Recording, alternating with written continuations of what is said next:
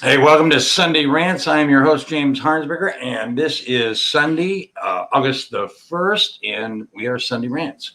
So I'm going to jump in again and just pick up where we left off on the last Sunday Rants. And this whole notion about the problem of wrongful conviction and the dynamics that go into why that happens. We have to go back, if you recall, a little bit in history, say 35 years, maybe 30, 25, 20 years ago. All of the movement, the political and social conversation and discourse, if you would, was aimed at the war on drugs and the war on crime, tough on crime, and the exorbitant amount of policing resources focused and targeted in minority communities. And I drew the analogy that, if you have one neighborhood with 50 cops and another neighborhood with 250 cops, which neighborhood do you think is going to have higher crime statistics? Obviously, the one that's got more of the policing resources aimed at it, even though disproportionately some of these studies indicate that it's sort of like the looking for the crime. You're going to find it when you have that much more focus on it. And again, it goes to the issue of closing the case rather than solving the crime. And so we had about 3 or 4 decades of an exorbitant amount of people just caught up in a system that was broken to begin with. And they get caught in the judicial system, go on trial, get convicted.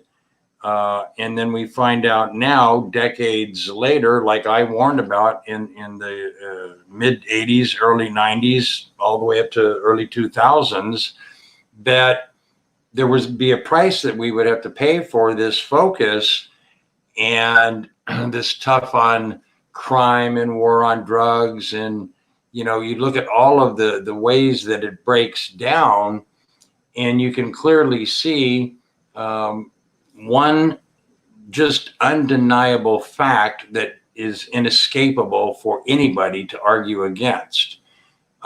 With the thousands of people who have since been exonerated for crimes that they were convicted of and did not commit, that's all the evidence that you really need. If it were one person, it would be too much. And yet we're in the thousands of people.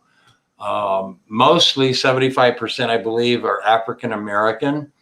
And certainly a lot of that was a result of poor policing, poor investigation, poor prosecutorial misconduct.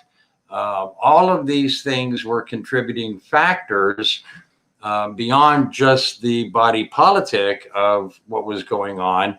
The entire system, the militarization of our police departments across the country, and the entire way that, like, for example, here in California, to overturn a conviction in the state of California, as I read one of the studies, and I think it was out of Berkeley Law, it's almost impossible. It's the toughest state in the entire country if you ever hope to be exonerated for a crime that you didn't commit. And the only time that we see the politicians who pass all of these laws, or the judges that are sitting on the bench and enforcing these, or the police departments, is when we have such a critical mass of events. And then much of that talk about reform is gratuitous. I don't think that any of these politicians have any real sense of meaningful long-term reform, structural reform, because if they did, they would have done this a long time before now. This is a lot like trying to fix the china after you've dropped it on the floor and it's in 1,000 pieces. That, you know, there's just not much left that you would want to fix. And so that's sort of the system that we have right now. And I suspect, I mean, we're in what, August 1st of 2021. I suspect by the time we get to the end of 2022, December of next year, we're going to see those numbers of exonerations continue to grow at a faster rate. A lot of this is because of some of the science has improved and changed. Technology has improved and changed. There's a lot of dynamics that go into that. We do see some changes legislatively, but it's a little bit too little and a little bit too late for the more than thousands more of people that are sitting in prison serving, 29 to life for a crime that they didn't commit. And so what we have to do as a community is ask different questions. Ask different questions from the people that are running these institutions, for the people that are elected to office to oversee these institutions. And we pretty much have a level of apathy that is such that unless it's directly affecting us or our family, wrongful convictions is not up on the priority list. It's not even in the top 20 of things that people are concerned with. We get more concern, and I'm not discrediting the need for this, but there's more concern about the environment and clean and green energy than the judicial system that is just running amok as an abject failure. And I call it an abject failure because of the numbers of people who have already been exonerated. We're in the thousands of people that have already been set free for crimes they didn't commit. If that's not offensive to you, then you got to wake up, because everybody could be at risk of getting caught up in this broken down system that nobody has any confidence in. So I don't know what the answer is. I know certainly what the problem is. And I think before we can even get to discussing what options or answers there may be, we have to have a different conversation about the problem. We have to have these institutions at every level, including political leaders on every party, start with the entire doublespeak, ending that, and quit talking out of both sides of your mouth and getting your 10-second soundbite in for your news conference or your press release. Nobody really gives a damn about whether you're running for re-election or not. What we want to do is we want to figure out, why do we have so many people sitting warehoused in prison proclaiming their innocence? And when you start looking at these cases, you're starting to ask, at least me, I'm starting to ask, how in the hell did this happen? You look at the trial, you look at the facts, you look at some of the stuff that the juries have done, and it's just broken. And nobody, at least I don't, and most of the people that I talk to, have much confidence that the system is willing to even be reformed. So that's part of the problem right there. We've got to have a different conversation that includes more in a wider net of our communities, in every community. This affects everybody, particularly taxpayers. All of us paying taxes are supporting this institutionalization of a judicial system and a criminal justice system that is just a joke. And say what you will about the good men and women that wear the badge and that are out there on the front line, and the people that are good people that are in the prosecutor's office or the judges. I'm not talking about those. They're probably just as frustrated. I'm talking about all the asshats that don't play by the rules and expect everybody else to. They plant evidence. They coerce witness testimony. They engage in prosecutorial misconduct, or the judge just ignores the evidence and it's never enough because the judge says so. And you look at this and it's breathtaking. And I can only imagine, I can't even imagine, I couldn't imagine what it would be like to be sitting there with basically no hope that anybody is ever going to change any of this. So for me, I think a lot of that focus starts in some regard, at least one of the last lines of defense is in the jury. And you know what? It's real simple. Just look at what's going on and just ask yourself in the back of your mind, what are you listening to in a trial as a member of the jury, and what are you not being told? What shenanigans are going on? You don't think cops plant evidence? You don't think cops lie? There's plenty of bad cops that do all of those and more. If we didn't have videos, half the shit that we're dealing with right now would be swept under the rug, like a lot of other things that get swept under the rug. And so that's another advance in technology that at least has shifted some of the discussion and the focus to put a light on the people that do engage in misconduct. I think all of us are willing to support good police and good prosecutors and good judges and good members of the jury, but that's not the point. The point is for all the morons that are in those positions that don't play by the rules, don't have a respect for somebody's liberty or constitutional protections, or the people that make shit up just to close the case and get a conviction without any regard to you ever wanting to solve the crime.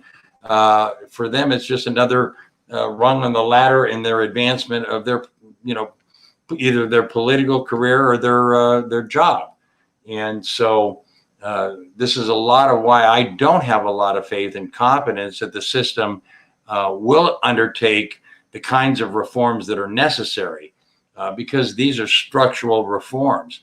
This whole thing about the county district attorney here in San Diego County and having post-conviction review is a joke. I mean, first of all, it doesn't have any real confidence that it's serious, because this is like the police investigating themselves. You're never going to hear the outcome. You're never going to hear the result.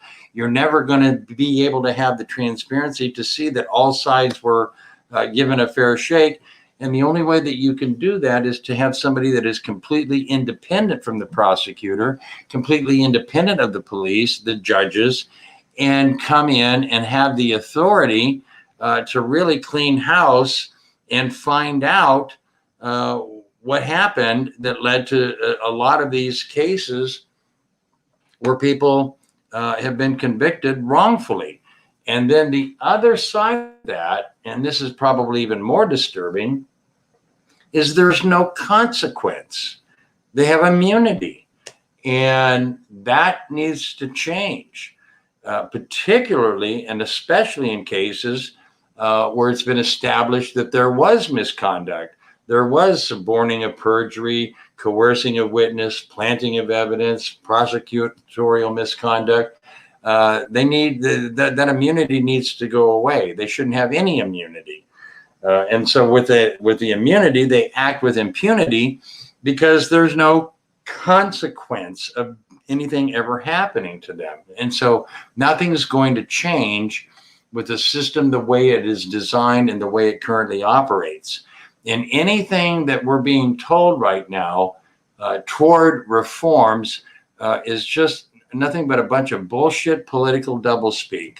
I don't believe any of these elected officials on any level have any serious, meaningful notion of reforming this system in any way that will make a difference. So a lot of it is just pacification and a lot of political pontification and a lot of doublespeak from people that we continue to elect every time, we get another election. We just keep putting them back in office. And then we wonder why we get the outcomes that we get, because nothing's changed. And so I don't know what the answer is, but I do know what the problem is. And so I think when we address the problem by widening the audience to everybody that we possibly can in the community, widening the discussion to talk about everything that's broken about it, and everything that doesn't work about it, and the way that we train police and the way that we train prosecutors, it's a joke. I mean, when you really start digging deep into this, it's really, it would be a laughable, hilarious comedy of disaster if it weren't so serious. It seriously is that bad.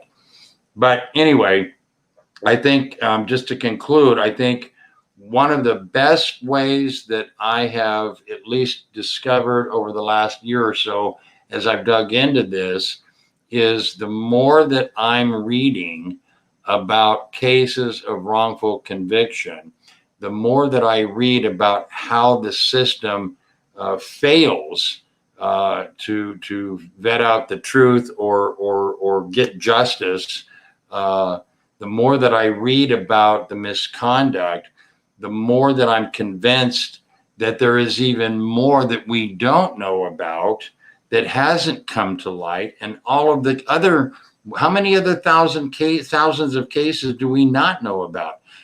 It's just like with the police videos and the body cams and people's phones with their cameras. Those are the ones that we've caught on video, right? What about how many more are there that we don't catch because somebody didn't have a video to catch it? And then it's the cop's word against your word. And nobody has much confidence right now to speculate that you're going to get much of a different outcome other than taking the cop's word. And yet we've got time and again, plenty of examples of bad cops doing bad things, but nothing happens. Very little happens. A few of them might get fired. Once in a blue moon, you might get a couple of them prosecuted, but that is such a rarity that it's almost anecdotal and not even worth mentioning. So I'm just going to encourage you, if you're watching any of the Sunday Rant sessions, this is the focus that we're, the drum that I'm beating right now, to try to at least communicate that this affects all of us. I don't think anybody wants to live in a country where we have a criminal justice system that is this much of a failure. And I'm hoping that the next generations behind mine, or at least much more engaged and involved in asking different questions and keep pushing back and challenging authority. The government is of, by, and for the people. That is all of us, we the people. And yet these people that work in government, for the most part, are just filled to the eyes with arrogance. That's not how it's supposed to work. And then we see how that outcome shows up when somebody is wrongfully convicted. And oh, by the way, 25 years later, when it finally gets through to somebody and they get exonerated, how do you give them back their life? I mean, there's not a check big enough that you can give to anybody that's going to give them back 25 years of their life. So I don't know what the answers are. Again, I'm focusing on the problem, and I think what part of that solution is going to be is we've just got to keep sharing the message as often as we can, as much as we can, and keep it in the back of your mind that there are tens of thousands of people across this country that are serving time in prison, long sentences that did not commit the crime. And that's just gotta disturb everybody, me included. So with that, have an awesome Sunday. Happy August. We're in a new month. Man, the year is just blowing by, isn't it? Take care, and we will see you next week on Sunday Rants. Peace out.